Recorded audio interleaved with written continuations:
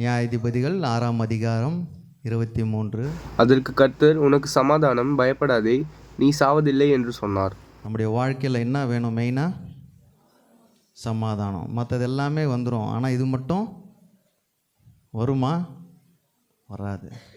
சமாதானம் இருக்கும்போது தான் வாழ்க்கையில் ஒரு சந்தோஷமும் சமாதானம் இருக்கும்போது தான் லைஃப் நல்லா இருக்கும். அதனால் சமாதானத்தை அங்கே என்ன சொல்கிறார்? அதற்கு கர்த்தர், உனக்கு சமாதானம், பயப்படாதே.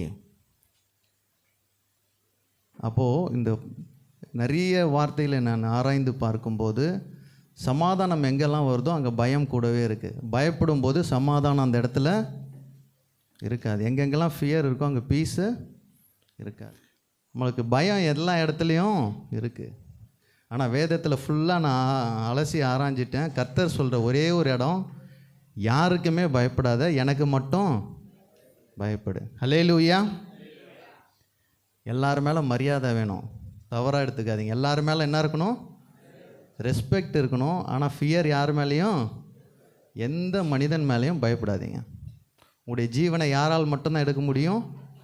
யோபுக்கிட்ட அந்த சாத்தான் வந்து அடிச்சுன்னே இருக்கிறான். சாத்தான் போய் ஆண்டவர்கிட்ட பேசுகிறான். கடைசி வரைக்கும் என்ன சொல்கிறார்? அவன் ஜீவனை விட்டுட்டு நீ என்ன ஆகுன்னா பண்ணிக்கோ. இந்த ஜீவன் யார்கிட்ட இருக்குது?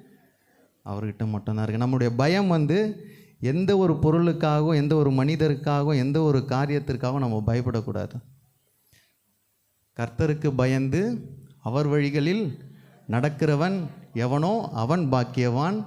உன் கையின் பிரயாசத்தை நீ சாப்பிடுவாய், உனக்கு பாக்கியமும் நன்மையும் உண்டாயிருக்கும். உன் மனைவி உன் வீட்டோரங்களில் கனித்தரும் திராட்சை கொடிகளைப் போல் இருப்பாள். உன் பிள்ளைகள் உன் பந்தியை சுற்றிலும் ஒளிமர கன்றுகளைப் போல் இருப்பார்கள்.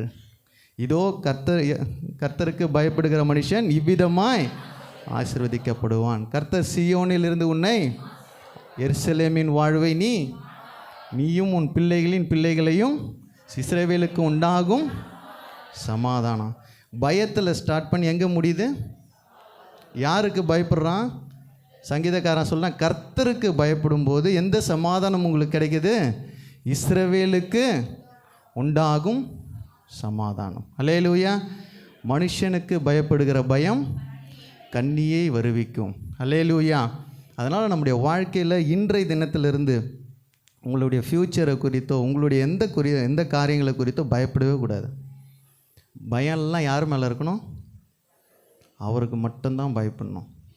அதுக்குன்னு இன்றைக்கி வீட்டில் போய் எல்லாருடைய சண்டை போட்டுறாதீங்க. மரியாதை வேணும். யார் யாருக்கு என்னென்ன மரியாதை கொடுக்கணுமோ, பைபிளில் அந்த வேர்ட் இருக்குல்ல, நிறை முடிவுள்ளவங்களுக்கு முன்பாக எழுந்து நின்று மரியாதை செலுத்துன்னு ஒரு வசனம் இருக்குது. மரியாதை கண்டிப்பாக வரணும். யாருக்கும் பயப்படக்கூடாது. அதுக்குன்னு உங்கள் பாஸ்கிட்ட போய் பயப்படாமல் இருக்காதீங்க. மரியாதையாக நடந்து கொள்ளுங்கள். யாருக்கும் பயப்படுறதுனால நம்முடைய வாழ்க்கையில் எந்த ஒரு விஷயத்தையும் நம்மளால் சேஞ்ச் பண்ணவே முடியாது. அதுதான் 6:23 வாசிக்கிறோம். அதற்கு கர்த்தர், உனக்கு சமாதானம், பயப்படாதே, நீ சாவதில்லை என்று சொன்னார். சங்கீதக்காரன் 25:12 வாசிக்கிறோம். கர்த்தருக்கு பயப்படுகிற மனுஷன் எவனோ அவனுக்கு தான் தெரிந்து கொள்ளும் வழியை போதிப்பார். 111:10 வாசிக்கிறோம். பயப்படுதல் ஞானத்தின் ஆரம்பம். கர்த்தருக்கு பயந்தால் தான் ஞானத்தின் ஆரம்பம். 115:13 வாசிக்கிறோம். கர்த்தருக்கு பயப்படுகிற பெரியோரையும் சிறியோரையும் ஆசீர்வதிக்கிற தேவன். அப்போ யார் மேலே பயம் இருக்கணும்னா கர்த்தர் மேலே மட்டும்தான் பயம் இருக்கணும். அல்லேலூயா. அதனால தான் அந்த 128 வசனம் ஃபுல்லாக வாசிக்கும் போது, கர்த்தருக்கு பயப்படுகிற மனுஷன் இவ்விதமாய் ஆசீர்வதிக்கப்படுவான். உங்கள் மனைவி, உங்கள் பிள்ளைகள், உங்கள் சந்ததி ஆசீர்வதிக்கப்பட்டிருக்கணும்னா யார் மேலே பயந்து இருந்துருக்கணும்? கர்த்தர் மேலே. இன்றைக்கி நம்ம எல்லார் மேலே ஒரு பயத்தோடு தான் வாழ்ந்துன்னு இருக்கோம். இவங்க சொன்ன மாதிரி இஎம்ஐ வரும்போது ஒரு பயம், கடங்காரனுக்கு ஒரு பயம், ஆஃபீஸுக்கு போனால் ஒரு பயம், பூனை குறுக்க வந்தால் வீட்டுக்குள்ளே அன்றைக்கி வெளியிலையே சொல்லுங்கள், அதுவும் கருப்பு கலர் பூனை வந்தால் சுத்தமாக போகவே கூடாது. எல்லாத்துக்கும் ஒரு பயம். இது பண்ணால் ஒரு பயம். அதான் இந்த கொஞ்சம் வீட்டில் வயதானவங்களாம் இருந்தால் சொல்லுவாங்க, இதை பண்ணாத இது நடந்துடும், இது பண்ணாத, யாரையும் நான் தப்பாக சொல்லுங்க, கேள்விப்பட்டதை சொல்கிறேன், இது பண்ணால் இது நடந்துடும், இது பண்ணாத அது பண்ணாத. எதுக்காகனா பயமுறுத்தியே மனுஷனை கடைசி வரைக்கும் பயத்திலே எடுத்துன்னு போயிடுவாங்க. அல்லேலூயா. ஆனால் அவர் பயத்தை நான் தரல, தெளிந்த புத்தியும் பயமுள்ள ஆவியை தராமல் பலனும் தெளிந்த புத்தியை நமக்கு தந்திருக்கிறார். அல்லேலூயா. விசுவாசியாகிய நாம் இனிமேல் எதுக்கும் பயப்பட கூடாது. ஒருத்தன் சுற்றி போட்டு அங்கே ஊற்றி வச்சுருந்தா அந்த ரோட்டுக்கே நம்ம போகிறதில்ல, போகக்கூடாது. அவர் சொல்லிடுவாங்க, பயப்பட தேவையில்ல, அதை காட்டிலும் ஏசப்பா பெரியவர். அல்லேலூயா. ரத்தத்தை சிந்தி மீட்டெடுத்தவர். அதனால் எதை குறித்தும் நம்முடைய வாழ்க்கையில் பயமே இருக்கக்கூடாது. பயம் இருக்கிற இடத்துலலாம் நீங்கள் படித்து பாருங்கள், உங்கள் லைஃப்பில் எல்லாத்தையும் ரீகால் பண்ணி பாருங்கள். எங்கெங்கெல்லாம் பயந்தீங்களோ அங்கே சமாதானத்தை இழப்பீர்கள்.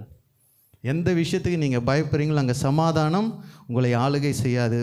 பயப்படுகிற எல்லா இடத்துலையும் சமாதானம் ஆளுகை செய்ய வாய்ப்பே இல்லை.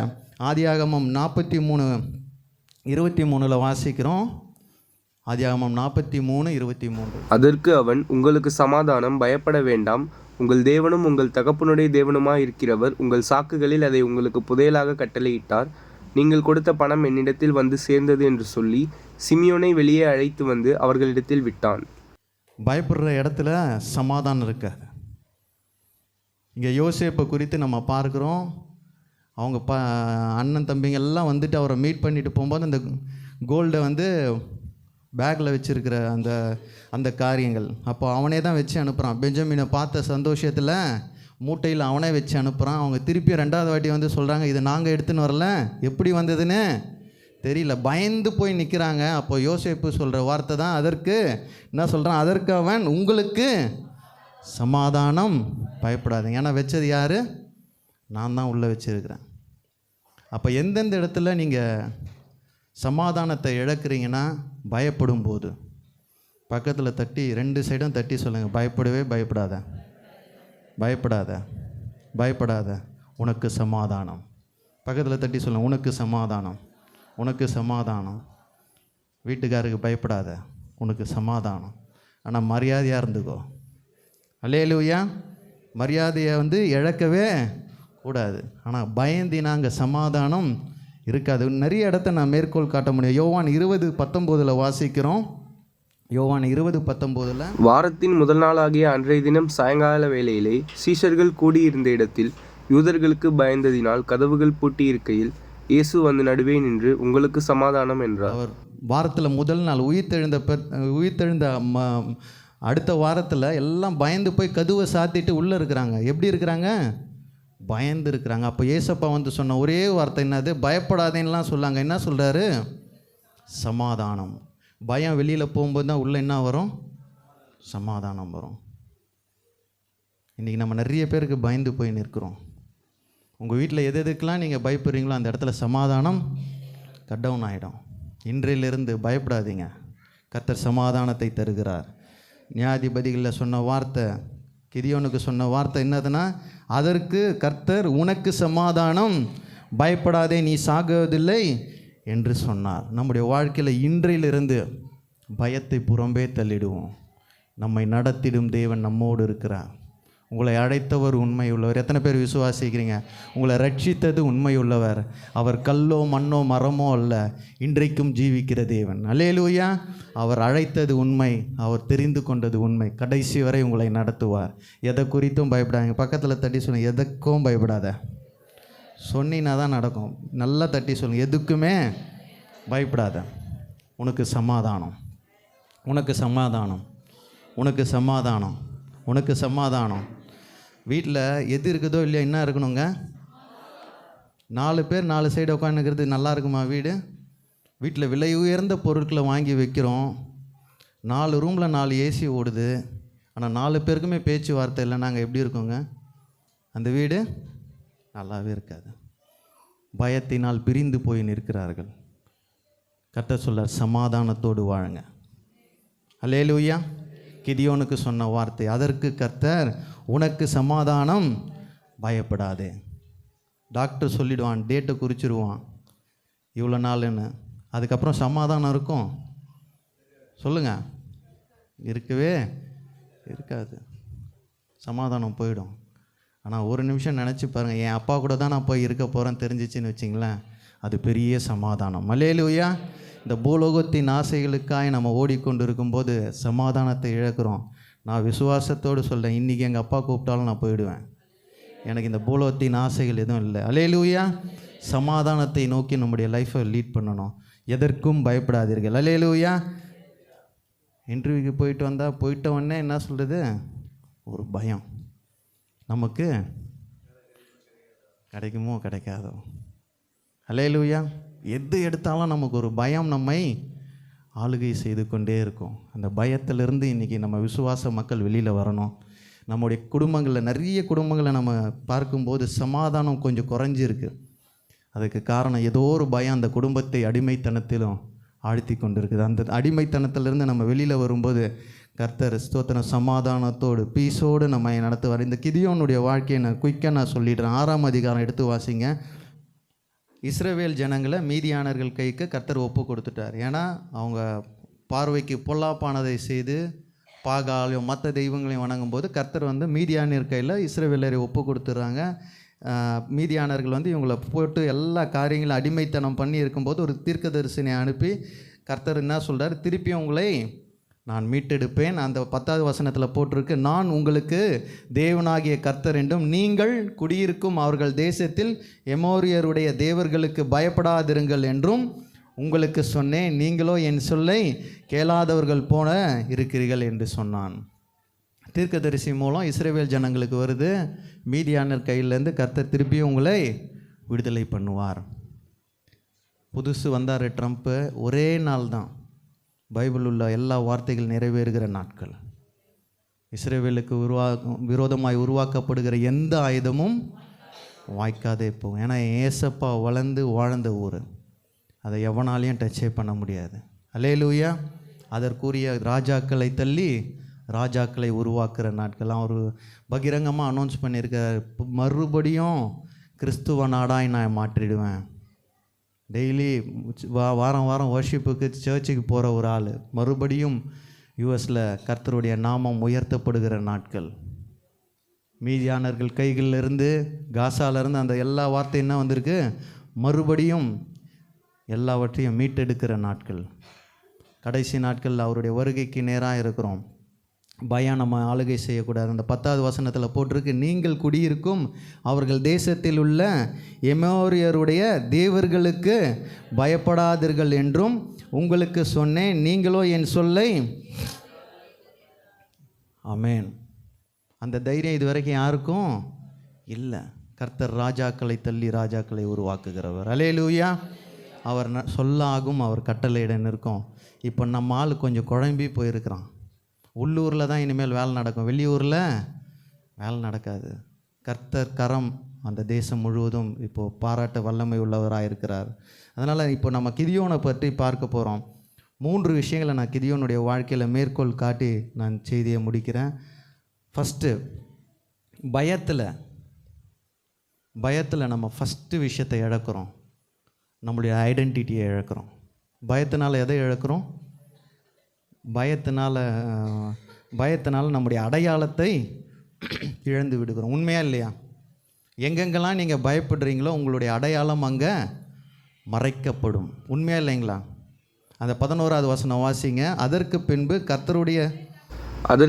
கர்த்தருடைய தூதனானவர் வந்து அபியேஸ்ரியனான யோவாசின் ஊராகிய ஓப்ராவில் இருக்கும் ஒரு கர்வாலி மரத்தின் கீழ் உட்கார்ந்தார். அப்பொழுது அவனுடைய குமாரன் கிதியோன் கோதுமையை மீதியானியரின் கைக்கு தப்புவிக்கிறதற்காக ஆலைக்கு சமீபமாய் அதை போரடித்தான். கர்த்தருடைய தூதனானவர் அவனுக்கு தரிசனமாகி, பராக்கிரமசாலியே, கர்த்தர் உன்னோடே இருக்கிறார் என்றார். தூதன் என்ன சொல்கிறார் இப்போது கிதியோனை பார்த்து? பராக்கிரமசாலி என்றார். ஆனால் அவர் என்ன வேலை செஞ்சுட்டு இருந்தார்? மீதியானருக்கு பயந்து இஸ்ரவேல், இவன் ஒரு நியாயாதிபதி. யார் கிதியோனு? இவர் ஒரு நியாயாதிபதி. இவர் என்ன பண்ணியிருக்கணும், அந்த மக்களை விடுதலை செய்ய, அவங்களோடு போய் போரிட அதற்கு ரெடி இல்லை. பயந்து போய் என்ன பண்ணுறாரு, கோதுமையை பாதுகாக்கிறார். இவருடைய வேலை என்னது? ஆக்சுவலாக அந்த மக்களை மீட்டெடுக்கணும். பயத்தினால் எதை இழந்தான்? அடையாளத்தை. தூதன் என்ன சொல்கிறான்? நீ யார்? பராக்கிரமசாலி. நம்மகிட்ட எல்லா டேலண்ட்டையும் கர்த்தர் கொடுத்துருக்கிறார். விசுவாசிக்கிறீங்களா இல்லையா? ஒவ்வொருத்தர்கிட்டையும் ஒவ்வொரு பொட்டென்ஷியல் இருக்குது, ஒவ்வொரு விதை இருக்குது, ஒவ்வொரு சீடு இருக்குது. பயத்தினால அதை இழந்துடுறோம். நம்ம லைஃப்பில் எதனால் இழந்துடுறோம்? பயம் என்ற ஒரு காரணம். பக்கத்தில் தட்டி சொல்லுங்கள், பயப்படாத, பயப்படாத, கர்த்தர் உன்னை கொண்டு பெரிய காரியங்களை செய்வார். ஒரு விஷயத்தில் விழுந்து போனோடனே 10 பேர் பேசுறதை பார்த்து பயந்து நம்மளுக்கு வேணான்னு ஒதுங்கிறோம். இல்லை, கர்த்தர் அதை உனக்காக ஏற்படுத்தினது. அல்லேலூயா. கர்த்தர் உனக்காக ஏற்படுத்தினது. கிதியோன் பராக்கிரமசாலின் தூதர் சொல்கிறான். ஆனால் அவன் செய்கிற வேலை என்னது? கோதுமையை மறைவாயத்தின போய் குத்தின்னு இருக்கிறான். கோதுமையாவது பாதுகாத்து மக்களுக்கு தரலாம். ஆனால் அதுக்காக அவன் நியமிக்கப்படலை. அவனுடைய அசைன்மெண்ட்டு டோட்டலாகவே வேறு. அந்த மக்களை மீட்டெடுக்க, மக்களுக்காய் நியாயம் விசாரிக்க நியாயாதிபதி இவன். இவனுடைய வேலை என்னதுங்க? மக்களை வழி நடத்தும், மக்களுக்கு நியாயம் விசாரிக்கிற வேலை. ஆனால் பயம்ன்ற ஒன்று அவனுக்குள்ளே இருந்ததுனால அவன் என்ன பண்ணுறான்? கோதுமையை மட்டும் மறைச்சி வச்சு, அது என்ன சொல்லுவாங்க, கோதுமை குத்தின்னு இருக்கிறார். அதுதானே போட்டிருக்கு. கோதுமை ஆலையில் அவனுடைய குமாரன் கோதுமையை மீதியாரின் கைக்கு தப்புவிப்பதற்காக ஆலையின் சமீபமாய் அதை போரடித்தான். ஆனால் அங்கே என்ன பண்ணியிருக்கணும்? மீதியாரின் கைக்கு கோதுமையை இல்லை, மக்களை பாதுகாக்கிறது தான் அவன் வேலை. பக்கத்தில் இப்போ தட்டி நல்லா சொல்லுங்கள், எதை குறித்தும் பயப்படாத, உன் அடையாளத்தை இழந்துடாத. உனக்குன்னு ஒரு ஐடென்டிட்டி உண்டு, உனக்குன்னு ஒரு அபிஷேகம் உண்டு. ஒருத்தன் தூசணமாக பேசுகிறான்னா ஆண்டவரை விட்டுட்டு ஓடிடாத. உன் அடையாளம், உனக்கு கொடுத்த அபிஷேகம். நீ ஜெபம் பண்ணால் சுகம் கிடைக்கணும், கிடைக்கும். அதை 10 பேர் வேறு மாதிரி பேசுகிறாங்கன்னா உன் அடையாளத்தை இழந்துடாத. கர்த்தர் உன்னை அதற்காக தான் அழைத்தார். கிதியோனை நியாயம் விசாரிக்க தான் அழைத்தாங்க. ஆனால் கிதியோன் என்ன பண்ணிட்டு இருந்தான்? பயத்தினால் மறைந்து போய் கோதுமையை அடைத்து கொண்டு இருந்தான். இன்றைக்கி நம்ம நிறைய விஷயத்தில் பயந்து போய் ஒதுங்கி போய் நிற்கிறோம். உலகத்திற்கும் ஊழியத்திற்கும் நம்முடைய வேலையிலையும் பயம் பயம் பயம் பயம் பயம். கர்த்தர் இந்த காலை வேளையில் சொல்றார், பயத்தை புறம்பேத்தல்னால் சமாதானம் ஆட்டோமேட்டிக்காக உள்ள வரும். அல்லேலூயா. கிதியோனுடைய வாழ்க்கையில் ஃபஸ்ட்டு பயத்தினால் அடையாளத்தை இழந்தவன். நம்ம அடையாளத்தை இழக்கக்கூடாதுங்க. உங்களுக்குன்னு ஒரு அடையாளம் இருக்குது. 1000 பேர் லைனில் நின்னெல்லாம் கர்த்தர் உங்களை மேலே உயர்த்தணுன்னா உயர்த்த முடியும். எத்தனை பேர் விசுவாசிக்கிறீங்க? 1000 பேர் நிற்கட்டோங்க, அவர் நினச்சா உங்களை தூக்க முடியும். அந்த இடத்துல நம்ம என்ன தெரியுமாக்கிறோம்? ஒரு தாழ்வு மனப்பான்மை நமக்குள்ளே வந்துடும். இதெல்லாம் எனக்கு, பக்கத்தில் ஒருத்தன் சொல்லுவான், இதெல்லாம் உனக்கு வராது, நீ போயிடுன்னுவான். உன் அடையாளத்தை பயத்தை கொண்டு இழக்க செய்வான். ஆனால் அந்த இடத்துல நம்ம எப்படி நிற்கணும்? கர்த்தர் எனக்கு நியமித்த ஓட்டம், அவர் சொல்லாகும், அவர் கட்டளையிட நிற்கும். எந்த காரியத்திலையும் பயத்தில் பின்வாங்கிடாதீங்க.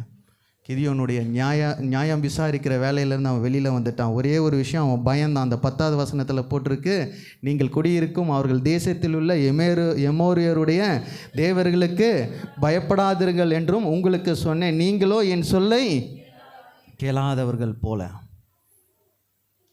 அதனால தான் அவிசுவாசிகளோடு பிணைக்கப்படாதீர்கள்னு வசனம் இருக்குது. யார் கூட இருக்கக்கூடாது? அப்போ என்ன ஆகும்னா, உங்களை டிஸ்கரேஜ் பண்ணினே இருப்பாங்க, உங்களை வளர்ச்சிக்கு நேராக நடத்த மாட்டாங்க. கர்த்தர் செய்கிற மகிமை உங்களை விட்டு எடுத்து போட்டுருவாங்க. 2வது விஷயம் நான் சொல்லிடுறேன், குயிக்காக முடிச்சிடுறேன். 2வது விஷயம், பயத்தினால் விசுவாசம் இழந்தான். எத்தனை பேருக்கு அந்த எக்ஸ்பீரியன்ஸ் இருக்குது? பயத்தினால நம்ம ஃபெய்த்தை இழந்துடுறோம். எதனால்? பயத்தினால. 13 வாசிங்க, 13வது. அப்பொழுது கிதியோன் அவரை நோக்கி, என் ஆண்டவனே, கர்த்தர் எங்களோட இருந்தால் இவையெல்லாம் எங்களுக்கு நேரிடுவானேன்? கர்த்தர் எங்களை எகிப்திலிருந்து கொண்டு வரவில்லையா என்று எங்கள் பிதாக்கள் எங்களுக்கு விவரித்து சொன்ன அவருடைய அற்புதங்கள் எல்லாம் எங்கே? இப்பொழுது கர்த்தர் எங்களை கைவிட்டு மீதியானியர் கையில் எங்களை ஒப்பு கொடுத்தாரே என்றான். அப்பொழுது கர்த்தர் அவனை நோக்கி பார்த்து, உனக்கு இருக்கிற இந்த பலத்தோடே போ, நீ இஸ்ரவேலை மீதியானியரின் கைக்கு நீங்களாக்கி ரட்சிப்பாய், உன்னை அனுப்புகிறவர் நான் அல்லவா என்றார். இப்போ கிதியோனுக்கு என்ன ஒரு பெரிய பிரச்சனைனா, அவங்க தாத்தா எல்லாரும் என்ன சொல்லியிருக்கிறாங்க? நாங்கள் எகிப்திலிருந்து எல்லா காரியங்களையும் கர்த்தர் அற்புதமாய் வழி நடத்தினார்னு. இப்போ அவருடைய சூழ்நிலை எப்படி இருக்குது? ஒரு நெருக்கமான சூழ்நிலையில் இருக்கும்போது அந்த விசுவாசத்தை கேட்டது எல்லாத்தையும் இழந்து போயிட்டான். அதான் நாங்கள் போட்டிருக்கு. அப்பொழுது கிதியோன் அவரை நோக்கி, ஆண்டவரே, எங்களோடு இருந்தால் இவைகள் எல்லாம் எங்களுக்கு ஏன் நேரிடுவானேன்? நம்மளுடைய வாழ்க்கையில் நிறைய இடத்துல கொஸ்டின் எப்படி இருக்குது? ஏன் இது மற்றவங்களாம், ஆனால் நமக்கு முன்பாக இத்தனை திரளான சாட்சிகள் நம்மை சூழ்ந்திருக்க பாரமான யாவற்றையும் தள்ளி விட்டுன்னு தான் வசனம் இருக்குது. ஆனால் நம்ம என்ன பண்ணுறோம், இவ்வளோ சாட்சிகள் நம்ம சூழ்ந்து இருக்கும் போதும் நம்ம ஒரு கொஸ்டின் கேட்போம், இது மட்டும் எனக்கு ஏன் கர்த்தர் எங்களுக்கு எகிப்திலிருந்து கொண்டு வரவில்லையா என்று எங்கள் பிதாக்கள் எங்களுக்கு விவரித்து சொன்ன அவருடைய அற்புதங்கள் எல்லாம் எங்கே? இப்பொழுது கர்த்தர் எங்களை விட்டு கைவிட்டு மீதியானின் கையில் ஒப்பு கொடுத்தாரே. இன்னும் நம்மளை ஒப்பு கொடுக்கலங்க. எத்தனை பேர் விசுவாசிக்கிறீங்க? இன்றைக்கி வரைக்கும் சாத்தான் கையில் ஏசப்பா என்னை கொடுக்கல. உண்மையாக இல்லைங்களா? நம்மளே போய் தான் அவன் வலையில் விழுகிறோம். அவர் போய் நம்மளை தள்ளி விடல, சாத்தாங்கிட்ட போயிடுன்னு. தேவையில்லாத விஷயத்தில் நம்ம தான் போய் விழுகிறோம். பயத்தை புறம்பே தள்ளுவோம். ரெண்டாவது, அவன் பயத்தினால என்ன பேசுகிறான், தூதங்கிட்ட என்ன பேசுகிறானே தெரியல. பயத்தில் என்ன பேசுகிறான், விசுவாசத்தை டோட்டலாக ஆஃப் பண்ணிட்டான். என் தாத்தா இப்படி சொன்னார், பாட்டி இப்படி சொன்னாங்க, ஆனால் நான் எப்படி இருக்கிறேன், ஒன்றும் இல்லாமல் இருக்கிறேன். அந்த 14 வாசிக்கிறேன். அப்பொழுது கர்த்தர் அவனை பார்த்து, உனக்கு இருக்கிற பலத்தோடு நீ போ, நீ இஸ்ரவேலின் மீதியாரின் கைக்கு நீங்களாக்கி ரட்சிப்பார், உன்னை அனுப்புகிறவர் நான் அல்லவோ. பக்கத்தில் தட்டி சொல்லுங்கள், நடக்கலையா விசுவாசத்தை விட்டுறாத. நல்லா தட்டி சொல்லுங்கள், நடக்கலையா விசுவாசத்தை விட்டுறாத. அவன் பயமுறுத்துவான், பயப்படாத. அல்லேலூயா. மீதியானின் கைக்கு தப்புவிக்க தான் கிதியோனை தேர்ந்தெடுத்தான். ஆனால் அவன் பயந்து போய் தான் நின்றுட்டு இருந்தான். பயப்படும் போது விசுவாசம் போயிடுங்க. நீங்கள் எங்கெங்கெல்லாம் பயப்படுறீங்களோ நல்லா உங்கள் லைஃப்பில் பாருங்கள், எங்கெங்கெல்லாம் உங்களுக்கு பயம் ஆளுகை செய்தோ அங்கே ஃபெய்த் இருக்கவே இருக்காது. ஃபெய்த்து ஃபுல்லாக வைப் அவுட் ஆகிடும். ஃபெய்த்தே அந்த இடத்துல இருக்காது. சுத்தமாக உங்கள் நம்பிக்கை இருக்காது. ரெண்டாவது, அந்த வசனத்தில் நம்ம வாசிக்கிறோம், பயத்தினால் விசுவாசத்தை இழந்தான். ரோமர் 15:13 வாசிக்கும் போது, விசுவாசத்தினால்தான் சமாதானம் உண்டாகும். எங்கெங்கெல்லாம் உங்களுக்கு ஃபெய்த் அதிகமாகுதோ அங்கே பீஸ் அதிகமாகிட்டே இருக்கும். அதான் அங்கே போட்டிருக்கு, நம்பிக்கையின் தேவன் விசுவாசத்தினாலே உண்டாகும் எல்லாவித சந்தோஷத்தினாலும் சமாதானத்தினாலும் உங்களை நிரப்புவாராக. அப்போ ஃபெய்த் சமாதானத்துக்கு மெயினான விஷயம். பக்கத்தில் தட்டி சொல்லுங்கள், விசுவாசமாயிரு. அவன் 25 வருஷம் காத்திருந்தான். நமக்கு 10 நாள் காத்திருந்தால் முடியாது. நமக்கு டெய்லியும் அற்புதத்தை கண்ணில் பார்த்துக்கினே இருந்தால் தான் ஏசப்பா உயிரோடு இருக்கிறான்னு நமக்கு ஒரு நம்பிக்கை. உண்மையா இல்லையா? இன்றைக்கி ஜெபம் பண்ண நாளைக்கு காலையில் எனக்கு அமேசானில் டெலிவரி, ப்ரைம் டெலிவரி மாதிரி ஆயிடணும். இல்லைன்னா சொல்லுங்களேன். அதில் கூட நிறைய பேருக்கு பொறுமை இல்லை. அவன் டிலே பண்ணால் அதை கேன்சல் பண்ணிடுவான், இன்னொரு ஆர்டர் பண்ணுவோம். இது அமேசான் ஆர்டர் இல்லை, அவருடைய ஆர்டர். அவர் ஏற்ற நேரத்தில் கரெக்டாக கொடுப்பார். எத்தனை பேர் விசுவாசிக்கிறீங்க? உனக்கு கொடுக்குறத நான் அடிக்கடி சொல்லுவேன், சட்டையை அளவெடுத்து கரெக்டாக கச்சிதமாக தைச்சி கொடுப்பார். அவர் கொடுக்குறது எதுவுமே வீணாய் போகவே போகாது. அல்லேலூயா. விசுவாசம் பெருக பெருக உங்கள் குடும்பத்துலேயும் உங்களுக்கும் சமாதானம் பெருகும். விசுவாசம் கம்மியாக சமாதானம் கம்மியாகும். ரெண்டாவது, அவனுடைய வாழ்க்கையில் எதை பார்க்குறோம்? பயத்தினால் விசுவாசத்தை இழந்தான். ஃபஸ்ட்டு எதனால் இழந்தான்? பயத்தில் ஐடென்டிட்டியை இழந்துட்டான், அடையாளத்தை இழந்தான். ரெண்டாவது, பயத்தினால் விசுவாசத்தை இழந்தான். நம்ம கடந்த நாட்களில் பார்த்தோம், எபிரேயர் 11:31 பார்த்தோம். ராகாப் என்ற ஒரு வேசி சமாதானத்தோடு அந்த வேவுக்காரர்களை ஏற்றுக்கொண்டான். ஒருவேளை அங்கே அவள் பயந்துருந்தானா என்ன இருக்கும்? அங்கே சமாதானம் இருந்திருக்காது. அவளுக்கு தெரியும், இவன் உள்ளே வந்தால் நம்மளை கொலை பண்ணிடுவாங்கன்னு தெரியும் ராகாப்புக்கு. ஆனாலும் என்ன பண்ணுறான் அவன்? விசுவாசத்தினாலே ராகாப் என்னும் பேசி வேவுக்காரரை சமாதானத்தோடு ஏற்றுக்கொண்டான். அங்கே பயப்படல. பயந்து எல்லாரும் வெளியில் தொத்திட்டாங்க, 2 வேவுக்காரரையும். ஆனால் இவன் என்ன பண்ணான்? இவன் ஏற்றுக்கொண்டவாள். அதனால் விசுவாசத்தோடு நம்முடைய ஓட்டத்தை தொடர்ந்து ஓடும். மூன்றாவது ஒரு விஷயத்தை சொல்லி நான் முடிச்சிடுறேன். பயத்தில் 6:15-16 வாசிங்க. 15. அதற்கு அவன், என் ஆண்டவரே, நான் இஸ்ரவேலை எதினாலே ரட்சிப்பேன்?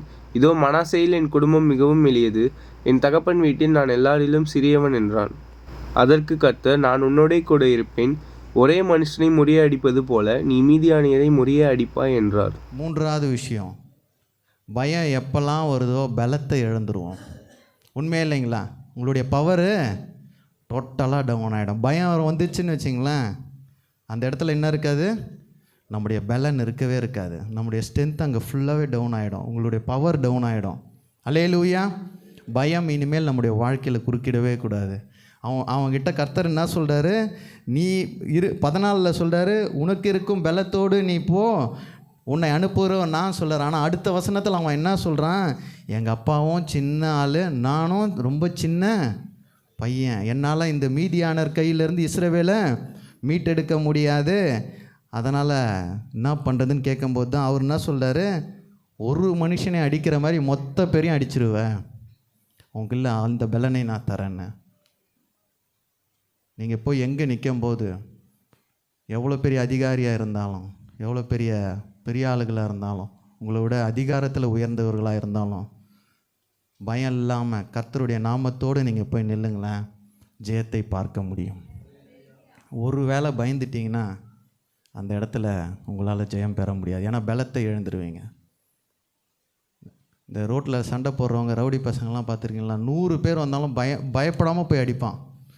அவனுக்கு முதலிடம் என்னது, நெஞ்சில் பயமே இருக்காது. ஃபஸ்ட்டு போய் அவன் என்ன ஒன்றா பண்ணலான்னு ஒரு தைரியத்தோடு ஓடுவான். பயந்தவங்களாம் என்ன பண்ணுவான், பலத்தை இழந்துருவான், பின்னாடி போயிடுவான். நம்முடைய உலக வாழ்க்கையில், ஆவிக்குரிய வாழ்க்கையில் கர்த்தர் எதிர்பார்க்கிறது பயம் நமக்குள்ளே இருக்கவே கூடாது. பக்கத்தில் தட்டி சொல்லுங்க, இருக்கிற பலத்தோடு தொடர்ந்து ஓடு, இருக்கிற பலத்தோடு தொடர்ந்து ஓடு, ஜெயமும் சைடு தான். தாவீதுக்கு ஃபுல்லாக கொடுத்தாரு அவர். சாலமன் தானே கொடுத்தாரு, சட்டெல்லாம் கொடுத்தாரு, ஈட்டிலாம் கொடுத்தாரு. போட்டு பார்த்தான், வெயிட்டாக அவனுக்கு அது செட் ஆகலை. எல்லாத்தையும் கேட்டு இருக்கிறதோட போனான். அவனுக்கு இருந்தது என்னதுன்னா பயம் இல்லை, விசுவாசம் அவனுக்குள்ளே அதிகமாக இருந்தது. அல்லேலூயா. அவ்வளோ இராணுவ அதிகாரிகள் பெலிஸ்தியான கோலியாத்தை பார்த்து பயந்து பின்னாடி வந்த நேரத்தில் பயம் இல்லாமல் போன ஒரு குள்ள பையன்தான் ஜெயித்தான். நம்முடைய வாழ்க்கையில் எதை குறித்தும் பயப்படாதீங்க. எவ்வளோ பெருசாக நின்னாலும் பரவாயில்ல, ஏசப்பான்னு சொன்னீங்கன்னா போதும், கர்த்தர் வல்லமையை புறப்பட செய்கிற தேவன். கிதியோனுடைய வேலை மீதியானவரை மீட்டெடுத்த வர வேலை தான். ஆனால் அங்கே பயந்ததின் நிமித்தம் அவனுடைய அடையாளத்தையும் இழந்து, அவனுடைய விசுவாசத்தையும் இழந்து, அவனுடைய பலத்தையும் இழந்துடுறான்.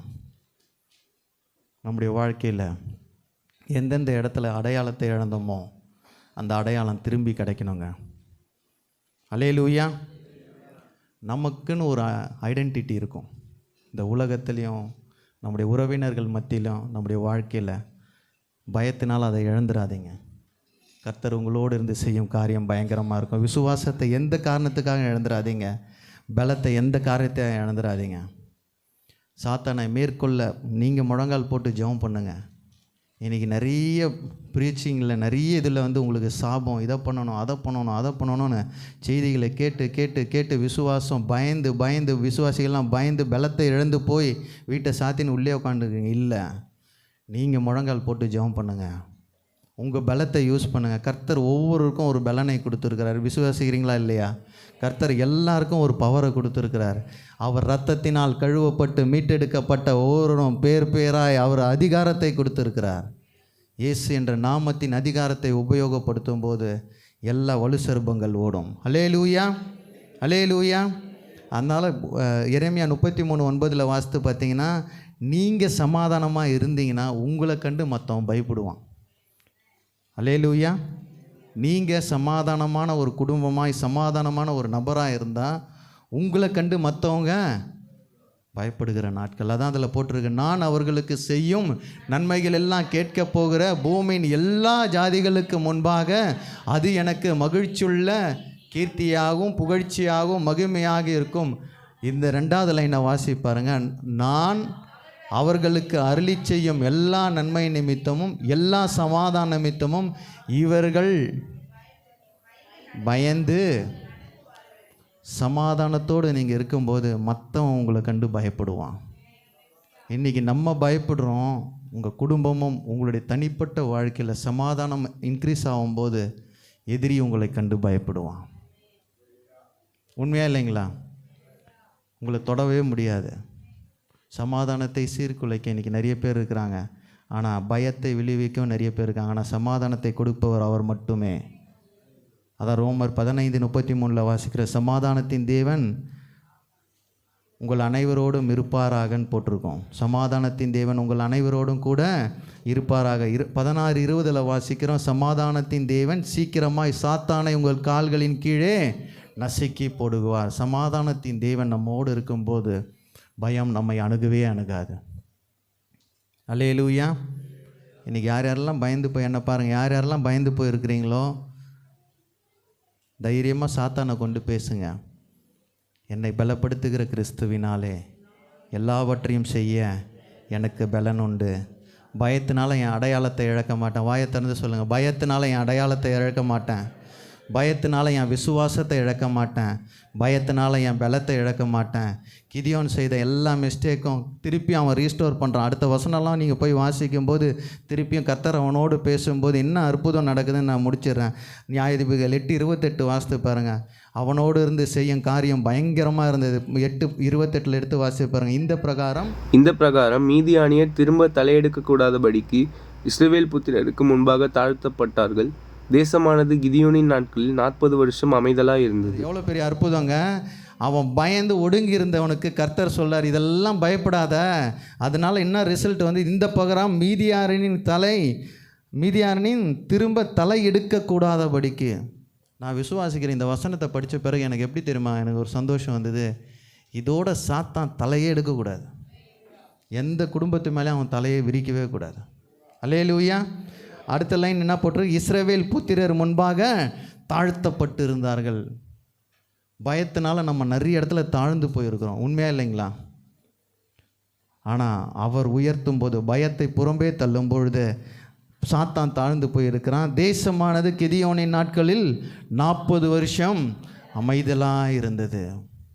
கிதியோனுடைய வாழ்க்கையில் கர்த்தர் ஒரு பெரிய மாற்றத்தை உண்டு பண்ணினார். பயந்து போன ஒரு மனுஷன் அவர் பேசின அப்புறம் காரியங்கள் எல்லாம் மாறிடுச்சு. ஏன்னா அவன் பயத்தை புறம்பே, அந்த நடுவில் இருக்கிற 2 அதிகாரத்தை வீட்டில் போய் வாசித்து பாருங்கள். அவன் பயத்தை புறம்பே தள்ளிட்டான். அவர் சொன்னதெல்லாம் ஆட்டோமேட்டிக்காக டக்குன்னு செய்கிறான். ஐடென்டிட்டி திருப்பி கிடச்சிது. விசுவாசத்தில் நிலைத்திருந்தான். அவன் பலன் கொண்டு எல்லாரையும் முறியடிச்சிட்டான். அதனால தான் 40 வருஷம் அவனுடைய நாட்களில் இஸ்ரவேல் எப்படி இருந்தது, அமைதலாக இருந்தது. மீதியானர்கள் எல்லாம் தாழ்த்தப்பட்டார்கள். அவர்கள் திரும்பவும் தலையே தூக்கலை. இன்றைக்கி நம்ம முன்னாடி நிறைய தலை தூக்கின்னு இருக்குது. நம்ம பயந்து போய் நிற்கிறோம், உண்மையா இல்லைங்களா? நிறைய பேர் மூஞ்சில் சிரிப்பு தெரியுது. நிறைய பேர் நமக்கு முன்னாடி தலையை தூக்கி நிற்கிறாங்க. ஏன்னா நம்ம எப்படி இருக்கிறோம், நம்ம பயந்து போயிருக்கிறோம். அவன் தாழ்த்தப்படணும்னா நம்ம மேலே இருக்கணும். பயத்தை புறம்பே தள்ளுகிறவர். அல்லேலூயா.